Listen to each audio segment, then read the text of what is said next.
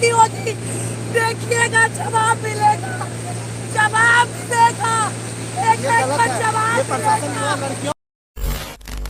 नमस्कार, बीपीएससी सत्याग्रह पहले दिन से कवरेज आपको लगातार दे रहे हैं और इसी बीच 29 दिसंबर की रात जो लाठीचार्ज हुआ वाटर कैनन का प्रयोग करके, उस ठंड रात 29 दिसंबर को, उस दिन हमारे साथ वही प्रियंका झा है जिनको उठा करके टांग करके और पीटा गया था और ले जाया गया था एक कॉर्नर में, जिसके बाद लगातार सोशल मीडिया पर वायरल हो गई थी। अभी हमारे साथ वही प्रियंका झा, इन सब लोग बातचीत करेंगे कि आखिर उस दिन क्या कुछ हुआ था, आपको पूरी जानकारी बताते। पहले प्रियंका झा जी, स्वागत है आपका। बहुत बहुत धन्यवाद। क्या हुआ था उस रात, आपको जो पकड़ करके अस्पताल से भी आपका कई एक वीडियो वायरल हुआ है, क्या कुछ हुआ था उस दिन? देखिए, स्वास्थ्य विभाग का क्या हाल है ये तो किसी से छुपा हुआ नहीं है। जिस तरीके से रात में हम लोगों को वहाँ पे इमरजेंसी वार्ड में शिफ्ट किया गया और उसके सुबह होते ही वार्ड में जाकर के लोग शिफ्ट कर दें। वार्ड में एक बेड तक नहीं था जिस पे हम लोगों को रखा जाता।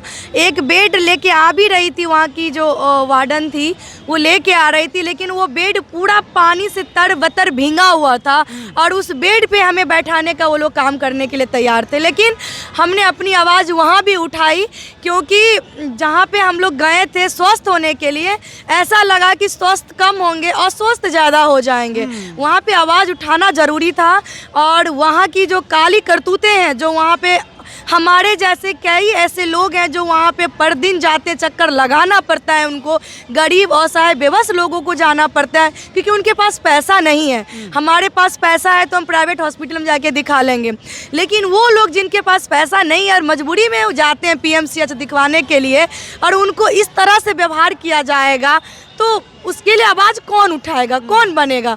तो शायद हमें लग रहा है कि इसीलिए हमें पीएमसीएच ले गया था। भगवान का भी यही मर्जी था ताकि पीएमसीएच की काली करतूतों को हम भी जनता के बीच, लोगों के बीच रख सकें और जो स्वास्थ्य विभाग, स्वास्थ्य मंत्री का जो पोल है उसे भी हम उजागर कर सकें। कैमरा बंद करने के लिए बार-बार आपको कहा जा रहा था। बिल्कुल, जब हमें पुलिस प्रशासन के द्वारा पीएमसीएच में उठाने की कोशिश किया जा रहा था, हम कहे कि ऐसा मैंने क्या गुनाह किया जो आप लोग एक झुंड की तरह आकर के एक लड़की को उठाने के लिए आए हैं? इस बेटी का क्या गुनाह है? क्या इस लोकतांत्रिक देश में सवाल करना क्या गुनाह है? क्या मैं जो बीपीएससी अभ्यर्थियों का साथ दिया, मैं उनके लिए लाठियाँ खाई, मैं उनके लिए कुत्ते की तरह घसीटी गई, क्या इस बेटी ने कसूर किया? कोई क्रिमिनल की थी क्या? कोई क्राइम करके मैं पहुंची थी क्या वहाँ पे? या पहले से मेरे पे कई ऐसे धाराएं, कई ऐसे मामला दर्ज था थाना में जो प्रशासन को लगा नहीं इसको तो अभी लम उठाना चाहिए था? मैंने वहाँ पे जैसे ही बैठी हूँ अपने बेड पे कि प्रशासन की झुंड ने मुझे ऐसे उठाया जैसे पता नहीं कि मैंने कितना बड़ा गुनाह कर लिया इस देश में, लोकतांत्रिक देश में सवाल करके। लेकिन ये बेटी को डर नहीं लगता किसी चीज़ से, क्योंकि मैं उसी धरती की बेटी हूँ जहाँ से माँ सीता आती है और वहाँ की बेटी डरती नहीं है, वो हमेशा आवाज़ बुलंद रख करके आगे बढ़ती रहती है। इनकी हथकड़ी से, इनके डंडे से इस बेटी का हौसला नहीं टूटा है, हौसला और मजबूत हो गया है। इन लोगों ने जिस तरीके से हमें घसीटा, लाठियां बरसाई, ये मेरे लिए एक फूल का काम किया है। अच्छा। बिल्कुल, ये एफआईआर वगैरह भी हो गया है? जी, मेरे ऊपर एफआईआर हुआ और मैं अभी बेल पे बाहर हूँ। ये सबसे डर नहीं लगता, ऐसे ही केस हो। हम एक ही बात कहते हैं, अगर बीपीएससी अभ्यर्थियों के लिए मैंने आवाज़ उठाया और मेरे ऊपर एफआईआर हुआ तो मैं फिर उस आवाज़ को उठाने के लिए यहाँ पे खड़ी हूँ। आपको जितना मन उतना धारा लगाइए, मेरे ऊपर एफआईआर कीजिए। ये बेटी ना डरी है, ना डरेगी, ना झुकी है, ना झुकेगी, जवाब देगी और हमेशा ऐसा ही सीना तान के जवाब देगी आप लोगों को। क्या हुआ था, लाठी भी खाए थे आप? बिल्कुल, एक डंडा मुझे यहाँ पे लगी थी और आपको उठा करके, जबरन उठा करके आपको ले जाया जा रहा है? हाँ बिल्कुल, कुत्ते की तरह घसीटा गया था। रेमांशु सर को हम प्रोटेक्ट, मतलब उनको संभाल रहे थे और वहीं पे प्रशासन के कुछ लोग आ करके मुझे वहाँ से घसीटने की कोशिश किया। वाटर कैनल का भी इस्तेमाल मेरे ऊपर हुआ।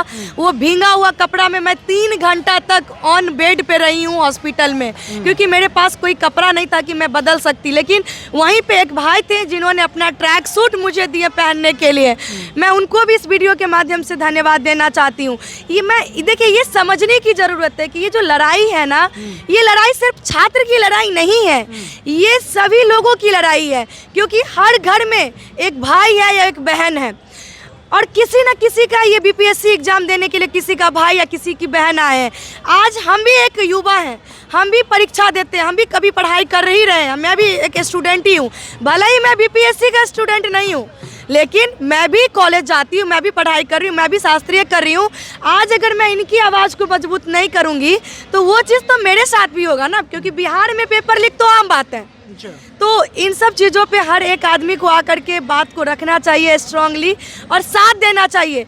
25 तारीख को जिस तरीके से बर्बरता पूर्वक प्रशासन की लाठियां उन मासूम छात्रों के ऊपर बरसाई गई, 25 को पहला वाला, इससे पहले वाला शांतिपूर्ण तरीके से वो भाई लोग अपना मतलब वो मार्च निकाल के आयोग के पास अपनी बात को रखने के लिए जा रहे थे, लेकिन इनकी जेंस प्रशासन मिल करके लाठी बरसाया उन बहनों के ऊपर, उन मासूम बहनों के ऊपर जिनका गुनाह बस इतना ही था कि वो बच्ची बीपीएससी का एग्जाम दी थी। जब वो वीडियो काफ़ी सोशल मीडिया पे वायरल हुआ तब मुझे लगा कि नहीं, अब इस लड़ाई में हमें जाना चाहिए, क्योंकि अब एक मासूम बहन को पीटा जा रहा है। अगर मैं अभी भी चुप रहूँगी तो इसी में से कोई लोग बाहर निकल के आएंगे और बोलेंगे जो प्रियंका जा गला फाड़ फाड़ के बिहार के लिए आवाज़ उठाती थी, लड़ाई लड़ती थी, आज इस बहन को क्या हो गया, क्यों नहीं आज इन बहनों के लिए आवाज़ उठा रही है। तो मैं खुद सोशल मीडिया के माध्यम से बीपीएससी अभ्यर्थियों का साथ दे रही थी। मुझे लगा कि अब जा करके ऑन ग्राउंड वहाँ पे बैठना चाहिए, उनके कंधे से कंधे मिला करके चलना चाहिए। फिर मैं आई, मुझे ये बिल्कुल नहीं पता था कि 29 तारीख को हम लोगों के साथ इस तरह से दरिंदगी भी होगी। आप एक चीज़ और भी देखे होंगे कि किसी भी मीडिया में मैं किसी भी दल का नाम नहीं ली हूँ।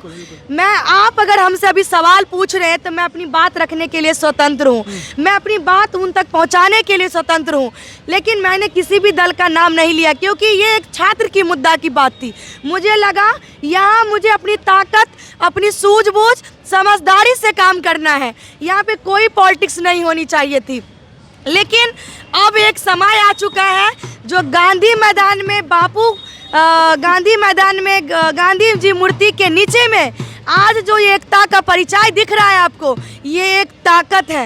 ये मुट्ठी ऐसे खुली हुई थी, अब ये मुट्ठी ऐसे बंद हुई है और ये एकता की परिचय दे रही है।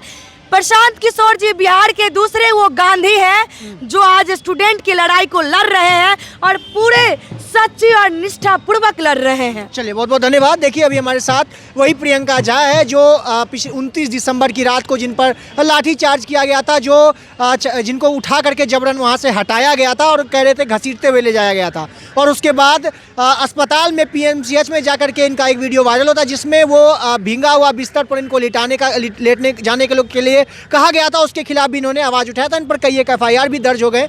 तमाम जो भी मुद्दे थे इनसे हमने बातचीत करने का प्रयास किया। बाकी कुछ नया अपडेट आएगा तो हम जो भी बीपीएससी छात्र आंदोलन जो चल रहा है, छात्रों का जो री एग्जाम फॉर ऑल की जो मांग चल रही है, इसके बारे में कुछ अपडेट आएगा तो हम आपको बताने का प्रयास फिर से करेंगे। अभी चाहूँगा इजाज़त। मेरा नाम अंकित भारद्वाज है और आप द पब्लिक पॉइंट्स देख रहे हैं। बहुत बहुत धन्यवाद।